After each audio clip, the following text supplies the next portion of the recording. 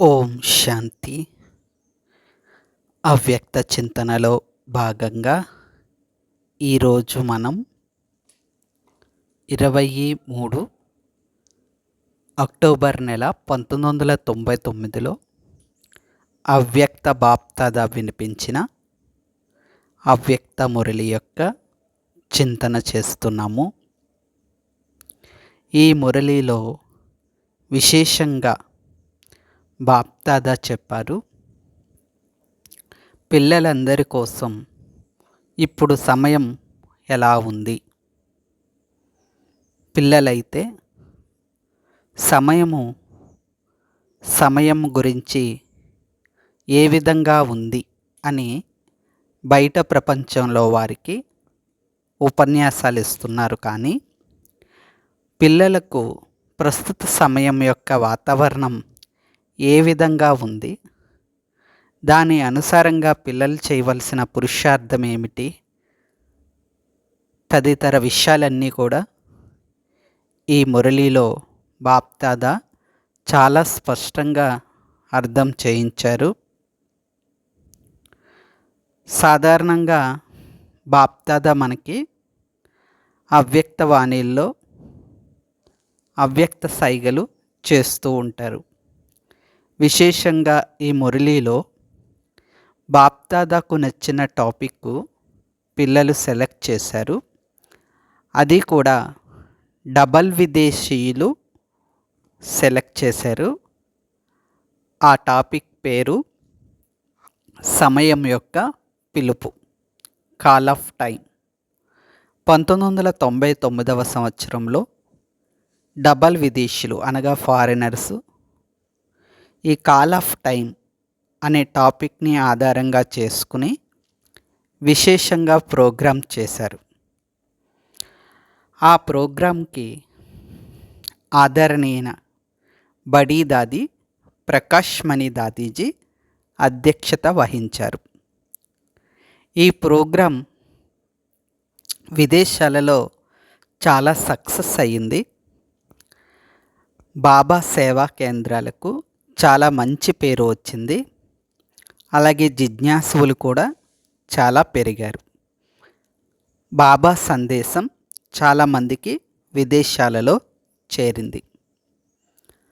Call of time, సమయం యొక్క పిలుపు అనే ఈ ప్రోగ్రాం విదేశాలలో విజయవంతమై దాని ప్రభావం భారతదేశంలో కూడా చూపించింది. ముఖ్యంగా ఫారిన్ కంట్రీస్లో చేసే సేవల ఫలితంగా ఆ సేవల యొక్క విధి విధానాలు మన భారతదేశంలో కూడా ఆచరించడం జరుగుతూ వస్తుంది. మరి మిలియన్ మినిట్స్ ఆఫ్ పీస్ అనే ప్రోగ్రాం ద్వారా ప్రకాష్ మణి దాదీజీ గారు అనేక విదేశాలలో బాబా సందేశాన్ని ఇవ్వడం జరిగింది. బాప్దాదా కూడా ఇదే విషయాన్ని ఈ మురళిలో ప్రస్తావించారు. డబల్ విదేశీయులు తయారు చేసిన ఈ టాపిక్ చాలా బాగా నచ్చింది. మరి పిల్లలేమో బయట వారి కోసం ఈ టాపిక్ తయారు చేశారు. మరి ఇదే టాపిక్ గురించి మీ గురించి మీరు ఏమి ఆలోచించారు అని బాబా అడిగారు. అదే ఈ మురళి యొక్క హెడ్డింగ్ కూడా. 23 అక్టోబర్ నెల 1999లో ఉచ్చరించిన ఈ అవ్యక్తవాణి యొక్క హెడ్డింగు సమయం యొక్క పిలుపు, దాతగా అవ్వండి. ప్రస్తుత సమయం ఎలా ఉంది? పిల్లలైన మనందరం కూడా దాతలుగా అవ్వాలని కాచుకుని కూర్చుంది. ప్రపంచంలో ఉన్న అన్ని దుఃఖాలను దూరం చేసే సాధనం కూడా బాబా ఈ మురళిలో ప్రస్తావన చేశారు. సేవ ఏ విధంగా చేయాలి, స్మృతి ఎలా చేయాలి, మరి సేవ చేస్తూ కూడా స్మృతిలో ఎలా ఉండాలి అనే అంశంపై బాప్దాదా ఉచ్చరించిన మధుర మహావాక్యాల సంగ్రహాన్ని ఇప్పుడు మనందరం విందాము.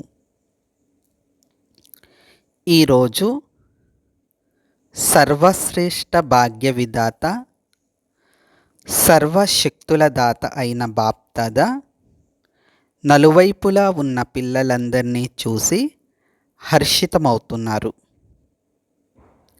మధువనంలో ఎదురుగా ఉన్న దేశ విదేశాలలో స్మృతిలో వింటున్నా, చూస్తున్నా, ఎక్కడ కూర్చున్నా సరే మనసుతో సన్ముఖంలో ఉన్నారు.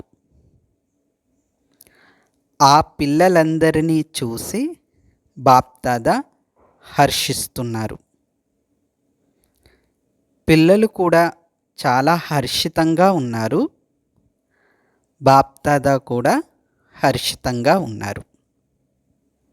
ఎప్పుడైనా సరే ఒక కుటుంబం ఉన్నప్పుడు ఆ కుటుంబంలో పెద్దవారు సంతోషంగా ఉన్నప్పుడు పిల్లలు కూడా సంతోషంగా ఉంటారు.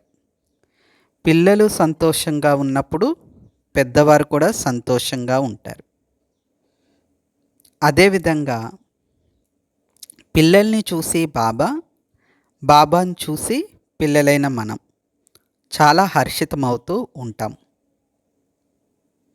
ఇటువంటి సందర్భం ఎప్పుడు వస్తుంది అని చింతన చేస్తే మనం యోగంలో కూర్చున్నప్పుడు, విశేషంగా అమృతవేళ యోగంలో కూర్చున్నప్పుడు బాబాను స్మృతి చేస్తూ, బాబాను ఎదురుగా చూస్తూ మనం హర్షితమవుతూ ఉంటాం. అలాగే విశేషంగా యోగా ప్రోగ్రామ్స్లో కూడా మనం బాబాను స్మృతి చేస్తూ, బాబాను స్మరణ చేస్తూ, యోగం చేస్తూ హర్షితమవుతూ ఉంటాం. బాబా సాకార మురళీల్లో దీనికి వివరణ ఇస్తూ ఉంటారు. యోగము, స్మృతి. కొన్ని మురళీల్లో అయితే బాబా యోగము అనే పదం వాడవద్దు అని చెప్తూ ఉంటారు. స్మృతి, జ్ఞాపకం చేసుకోవటం, తలంపు చేసుకోవటం అనే పదాలను వాడండి అని చెప్తూ ఉంటారు. మనం కొద్దిగా వివరణాత్మకంగా డీప్గా ఆలోచిస్తే, నడుస్తూ తిరుగుతూ ఏదైనా పని చేస్తూ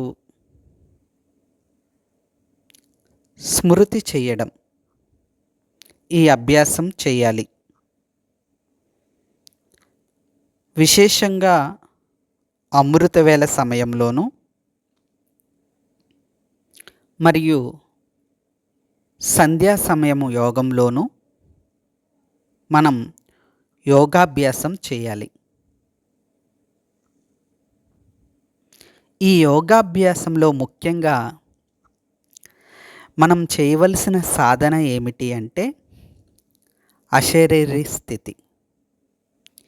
ఈ శరీరం నుండి భిన్నంగా అయిపోయే సాధన చేయవలసిన ముఖ్యమైన సమయాలు ఈ అమృతవేళ యోగము మరియు సాయంకాలం యోగంలో.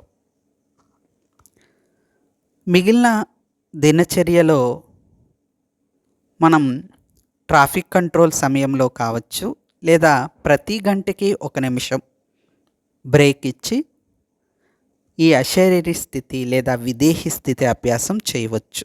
కానీ బాబా చెప్పినట్లుగా సేవ చేయాలి, స్మృతి చేయాలి.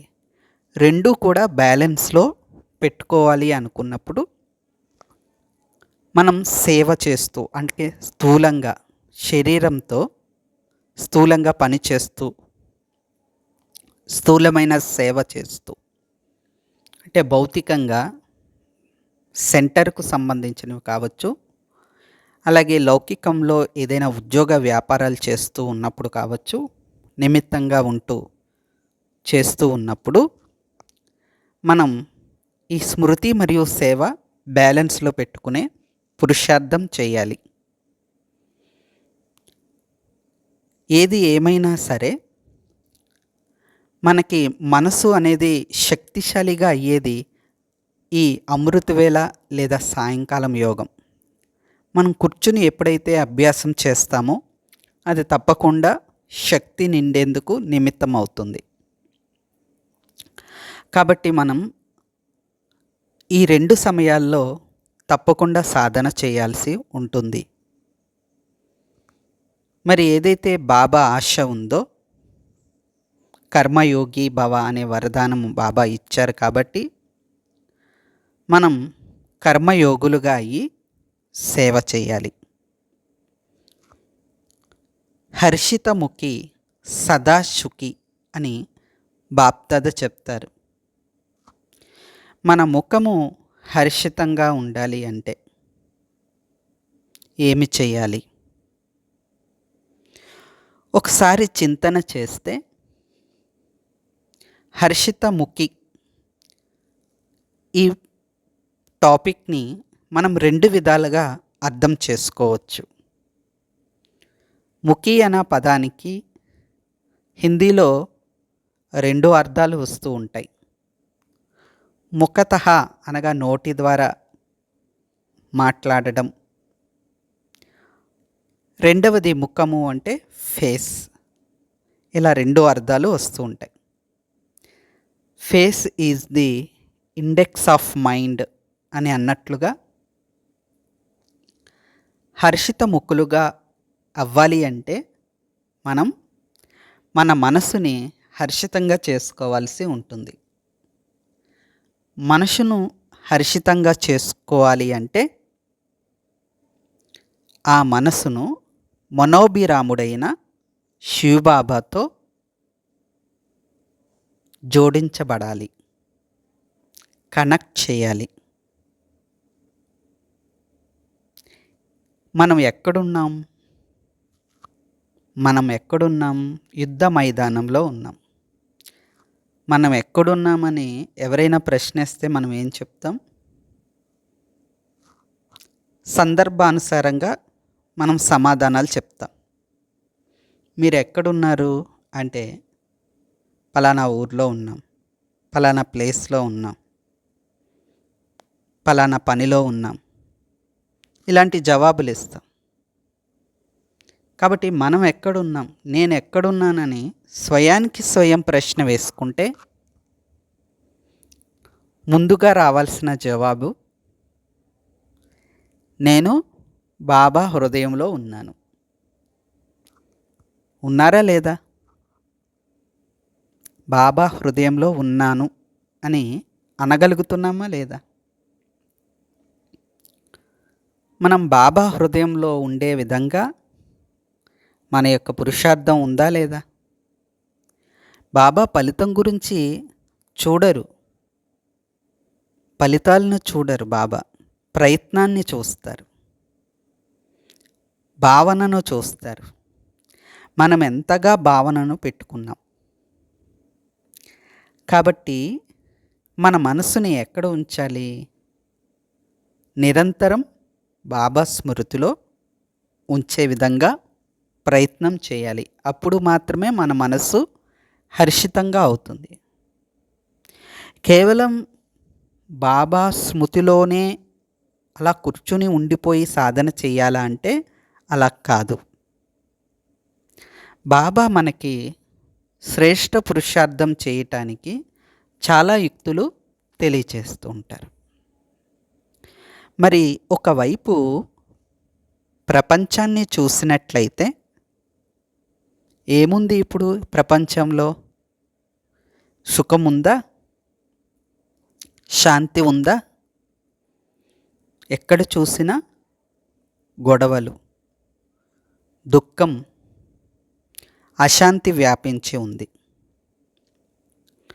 మరి మనం సంగమయుగి బ్రాహ్మణులము, పరమాత్మకు సాతీలము. అయినప్పటికీ కూడా ఈ బాహ్య ప్రపంచపు దుఃఖపు యొక్క అల, అశాంతి యొక్క అల లేదా సెగ కొద్ది కొద్దిగా తగులుతూ ఉంటుంది. మనం సర్వసాధారణంగా చాలామంది అనుకుంటాం, నేను పురుషార్థం బాగానే చేస్తున్నాను కదా, అయినా ఈ చిన్నపాటి నిరాశ ఎందుకు వస్తుంది? అది మన పురుషార్థం వలన కాదు, మరి దేని వలన? సాంగత్య దోషం వలన కావచ్చు, వాయుమండలం వలన కావచ్చు, మరే ఇతర బయట కారణాలు కావచ్చు. ఈ కావచ్చు అనే పదాన్ని పట్టుకుని అలా అవుతుందిలే అని అనుకోకూడదు. అటువంటి పరిస్థితుల్లో మన పురుషార్థాన్ని, స్వపురుషార్థాన్ని మరికొంత పవర్ఫుల్గా తయారు చేసుకునే ప్రయత్నం చేయాలి. మన సంకల్పాలు ఎంత శక్తిశాలిగా ఉంటే అంత తక్కువగా బయట ప్రపంచపు వాతావరణం యొక్క ప్రభావం మన మీద ఉంటుంది. కాబట్టి ప్రపంచంలో ఉన్న అన్ని దుఃఖాల నుండి దూరంగా ఉండాలి అంటే బాబా చెప్పారు ఈ మురళిలో, మనసు యొక్క సత్యమైన సంతోషం, మనసు యొక్క సత్యమైన ఖుషి, మనసు యొక్క ఈ సదా సత్యమైన సంతోషమే ప్రపంచంలో ఉన్న అన్ని దుఃఖాల నుండి దూరం చేస్తుంది. మనసులోని ఈ సంతోషం ఆత్మలకు తండ్రి యొక్క అనుభూతిని చేయిస్తుంది. ఎందుకు అనుభూతి చేయిస్తుంది? ఎందుకంటే శివబాబా కూడా సర్వాత్మలకు సదా సేవాదారి. పిల్లలైన మీరందరూ కూడా తండ్రితో పాటు సేవలో సాతీలు, సహచరులు. మరి సర్వాత్మలకు కూడా మనం సేవాదారులమే. ఎవరితో సేవాదారులం? తండ్రితో సేవాదారులం. ఎప్పుడైనా సరే మనం సేవ చేస్తున్నాము అనుకుంటే, సేవలో వెళ్తున్నాము అనుకుంటే ఎవరి తోడులో వెళ్తున్నాము? బాబా తోడులో వెళ్తున్నాము. బాబాకు తోడు కాదు, నాకు తోడు బాబా ఉన్నారు. బాబా డైరెక్షన్ అనుసారం, బాబా ట్రైనింగ్ ప్రకారం నేను సేవ చేస్తున్నాను అనుకున్నప్పుడు మనకు ఆ సదా సత్యమైన సంతోషం అనే ఫలం లభిస్తుంది. రాబోయే సత్యుగంలోని పదవులు, ఆ సుఖము అది తర్వాత విషయం. కానీ సంగమయుగంలో ఈ ఒక్క సంగమయుగి బ్రాహ్మణ జన్మ యొక్క అనుభూతి ఏదైతే ఉందో, సత్యమైన సంతోషం, అతీంద్రియ సుఖం యొక్క అనుభూతి ఏదైతే ఉందో అది రుచి చూడాలి. అది గనక అనుభవం చేసుకున్నప్పుడు ఇక ప్రపంచంలోని ఏ దుఃఖం కూడా ప్రభావం చూపదు. కాబట్టి తండ్రితో పాటు నేను సేవాదారిని, తండ్రికి సాతీని. ఎందుకు నన్ను బాబా నిమిత్తంగా చేశారు? విశ్వంలోని దుఃఖాలను పరివర్తన చేసి సదా సంతోషంగా ఉంచే సేవకు బాబా నన్ను నిమిత్తం చేశారు. పదే పదే ఈ మధుర మహావాక్యాల్ని మననం చేస్తున్నప్పుడు మన కర్తవ్యం గుర్తుకొస్తుంది. ఏదో ఒక్కరోజు 2 రోజుల్లో సాధన చేస్తే వచ్చేసేది కాదు. ఇది నిరంతరం అభ్యాసం చేయాలి. మనందరం ఎక్కడున్నామంటే, ఇందాక ప్రశ్నకి బాబా హృదయంలో ఉన్నాను, ఇంకా నేను సంగమయుగంలో ఉన్నాను. మరి బాబా ఈ మురళిలో చెప్పారు, ప్రతి సెకండు సేవ అనే వేదికపై పాత్రను అభినయించే పరమాత్మ సాతీలు మీరు అని బాబా చెప్పారు. 8 గంటలు, 10 గంటలు లేదా 6 గంటలు ఇలా గంటల సేవాదారి కాదు. నిరంతర సేవాదారులుగా అవ్వండి అని బాబా చెప్తున్నారు. ప్రతి సెకండు సేవ అనే వేదికపై పాత్రను అభినయిస్తున్నాం. ఒక్కొక్కసారి వాచా సేవ కావచ్చు, ఒక్కొక్కసారి కర్మణా సేవ కావచ్చు. కర్మణా సేవలు కూడా రకరకాల సేవలు కావచ్చు. ఏదో ఒక సేవ బ్రాహ్మణాత్మ అంటే సేవయే శ్వాసగా చేసుకుని ఉంటాం. కాబట్టి ఏ సేవ చేస్తున్నా నేను విశ్వం అనే వేదికపై సేవ చేస్తున్నాను, పరమాత్మకు సాతిగా ఉన్నాను, ఈ విధంగా అనుభవం చేసుకోవాలి. కాబట్టి స్వయం దుఃఖంలోకి రాకూడదు, ఇది వేరే విషయం. అలాగే ప్రపంచంలో ఉన్న వారిని అన్ని దుఃఖాల నుండి దూరం చేసే సేవను చెయ్యాలి. మరి ఇటువంటి సేవ చేయాలి అంటే బాబా ఏదైతే ఈ మురళిలో చెప్పారో సత్యమైన సంతోషం, సత్యమైన ఖుషి, ఆర్టిఫిషియల్ సంతోషం, ఆర్టిఫిషియల్ హ్యాపీనెస్ కాదు, ఇటర్నల్ హ్యాపీనెస్. ఈ ఆత్మిక సంతోషం, సత్యమైన సంతోషం ఏదైతే ఉందో అది ముందుగా మనం అనుభూతి చేసుకోవాలి. మనం ఎప్పుడైతే అనుభూతి చేసుకుంటూ ఉంటామో ఇక అప్పుడు మనం అది వేరే వారికి ఇవ్వకుండా ఉండలేము. ఎందుకంటే ఆ సత్యమైన సంతోషం ఎవరిచ్చారు? ఎవరిది అది? బాబాది. మరి బాబా సేవ చేయకుండా ఉండలేరు, ఇవ్వకుండా ఉండలేరు. మరి బాబా ఉండలేరు కాబట్టి బాబా వస్తువు కూడా ఇంకొకరికి వెళ్ళకుండా ఉండలేదు. కాబట్టి ఆ సత్యమైన సంతోషాన్ని మనం అనుభవం చేయాలి. చింతన చేద్దాం. ఎక్కడ కూర్చున్నా సరే, విదేశాలలో ఉన్నా, దేశంలో వేరే ప్రాంతాల్లో కూర్చొని ఉన్నా, బాబా మిలనం రోజు చెప్తున్నారు ఇది. ఎక్కడున్నా సరే మనసుతో సన్ముఖంలోనే ఉన్నారు అని బాప్దాదా చెప్తున్నారు. మరి బాబా ఒక మురళిలో చెప్పారు, ఎంతకాలం పాటు ఈ మిలనం జరుగుతుంది? ఇంకా బాబా రావాలా? బాబా వచ్చి పిల్లల్ని కలుసుకోవాలా? పిల్లలు మీరే రండి, ఇక్కడైతే ప్లేస్ కూడా ప్రాబ్లం అవుతుంది, అకామిడేషన్ ప్రాబ్లం అవుతుంది. కానీ వతనంలో అయితే ఎంతమంది అయినా రావచ్చు. వతనానికి సీజన్స్ ఉండవు, టర్న్స్ ఉండవు. పలానా మాసం వస్తే ఈ టర్న్ వాళ్ళు రావాలి మిలనానికి, బాబాను కలుసుకునే ఛాన్స్ ఉంది. ఇటువంటివేవి కూడా అక్కడ హద్దులు ఉండవు. కాబట్టి పిల్లలైన మీరు అవ్యక్త మిలనానికి తయారు కండి అని బాబా చాలా సంవత్సరాల నుండి మనకి శిక్షణ ఇస్తూనే ఉన్నారు. పిల్లలైన దాన్ని మనం విశేషంగా గమనం పెడుతున్నామో లేదో కానీ బాబా అయితే విశేషంగా సూచనలు ఇస్తూనే ఉన్నారు. ఏదైతే గుల్జార్ దాదీజీ ద్వారా బాబా చివరిసారిగా కలుసుకున్నప్పుడు, పిల్లల్ని కలుసుకున్నప్పుడు, అప్పుడు నిర్వేర్ బాయిజీ అడిగారు, బాబా పిల్లలందరూ కూడా ఈ జనవరి 31 డిసెంబర్ రోజు పిల్లలందరూ కూడా వేచి ఉన్నారు. ఈ సంవత్సరానికి బాబా ఏ పేరు ఉంచుతారు? నిర్వేర్ బాయిజీ గారు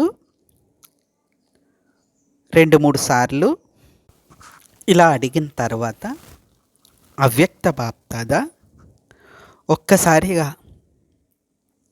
హాలుకంతా చూస్తూ పిల్లలందరినీ చూసి, విశ్వంలో ఉండే పిల్లలందరినీ చూస్తూ ఆ సంవత్సరానికి పేరు పెట్టారు. ఏంటంటే సమాప్తి సంవత్సరం. సమాప్తి సంవత్సరం అని పెట్టిన తర్వాత ఇక బాబా స్థూలంగా దాదీజీలోకి రావడం అనేది జరగలేదు. కనుక మనం ఈ అవ్యక్త చింతన చేస్తూ ఉంటే బాబా చెప్పిన అనేక మురళీల్లో నెమ్మదిగా బాబా యొక్క పాత్ర అనేది మారడం మనందరం చూస్తూ వచ్చాం. కాబట్టి బాబా ఎంతకాలం అని ఇలా వస్తారు, పిల్లలైన మీరే అవ్యక్తవతనానికి రండి, అవ్యక్త మిలనం చేయటం నేర్చుకోండి అని బాబా మనకి ఎప్పటి నుండో చెప్తూ వచ్చారు.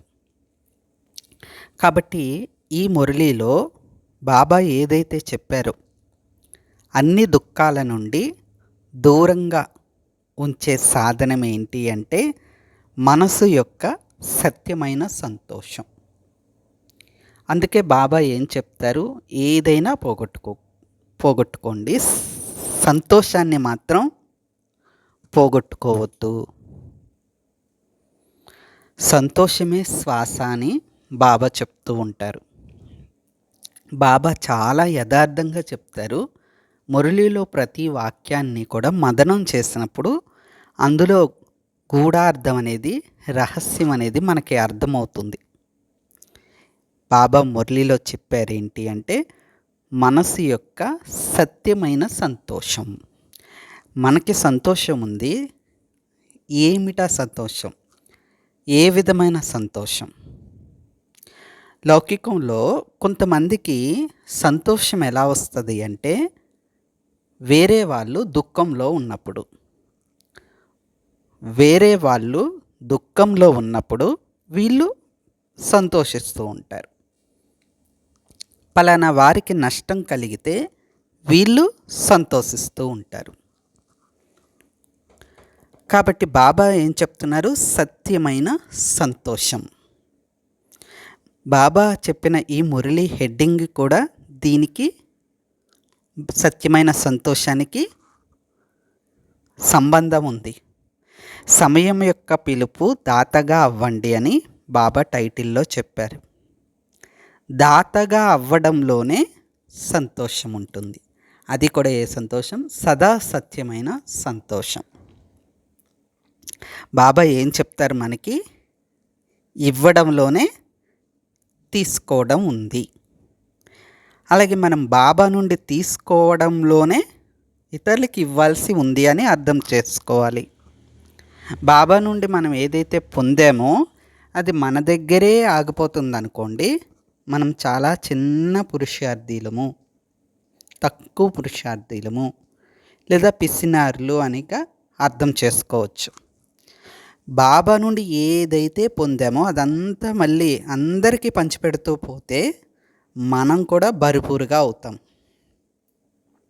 అవునా కాదా? కాబట్టి సంతోషంగా, ఏ సంతోషం? బాబా చెప్పినట్లుగా బాబా ఇచ్చిన దాంతో సంతోషంగా ఉంటూ ఇతరులని కూడా సంతోషంగా చేయటమే సత్యమైన సేవ.